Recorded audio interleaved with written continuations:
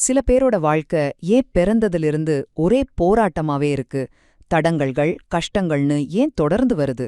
இதுக்கான ஜோதிட ரீதியான காரணங்கள பத்தி தான் இங்க பார்க்க போறோம். முதலாவதா பாத்தீங்கன்னா, உங்க ஜாதகத்தோட லக்னாதிபதி, அதாவது உங்க லக்னத்தோட அதிபதி, அப்புறம் உங்க ராசி அதிபதி, அதாவது சந்திரன் இருக்கிற வீட்டு அதிபதி, இவங்க 2 பேரும் ஒருத்தருக்கொருத்தர் ஜென்ம பகைவரா இருந்தா, வாழ்க்கையில ஒருவித இழுபறி நிலை இருக்க வாய்ப்பிருக்கு. உதாரணமா மேஷ லக்னம்னா அதிபதி செவ்வாய், கும்பராசினா அதிபதி சனி.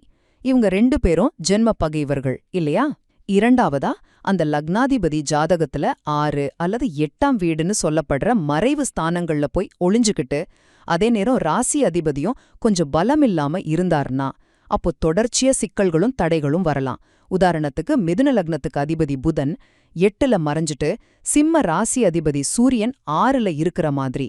மூன்றாவதா, செவ்வாயும் சனியும் இவங்க 2 பேரும் ஒரு ஜாதகத்துல ரொம்ப பக்கத்துல ஒரு 5 டிகிரிக்குள்ள சேர்ந்திருந்தாங்கன்னா, அதுவும் ஒரு போராட்டமான வாழ்க்கையை குறிக்கலாம். குறிப்பா அவங்களோட தசாபுத்தி காலங்கள்ல இது இன்னும் கொஞ்சம் அதிகமா தெரியலாம். கடைசியா ஒரு முக்கியமான விஷயம், இந்த மாதிரி அமைப்புகள் எல்லாம் இருக்கும்போது ஜாதகத்துல குறைந்தபட்சம் சூரியனாவது கொஞ்சம் வலுவா இருக்கணும். அப்படி இல்லைன்னா வாழ்க்கையில ஒரு பிடிப்போ ஒரு லட்சியமோ இல்லாம போறதுக்கு வாய்ப்பிருக்கு.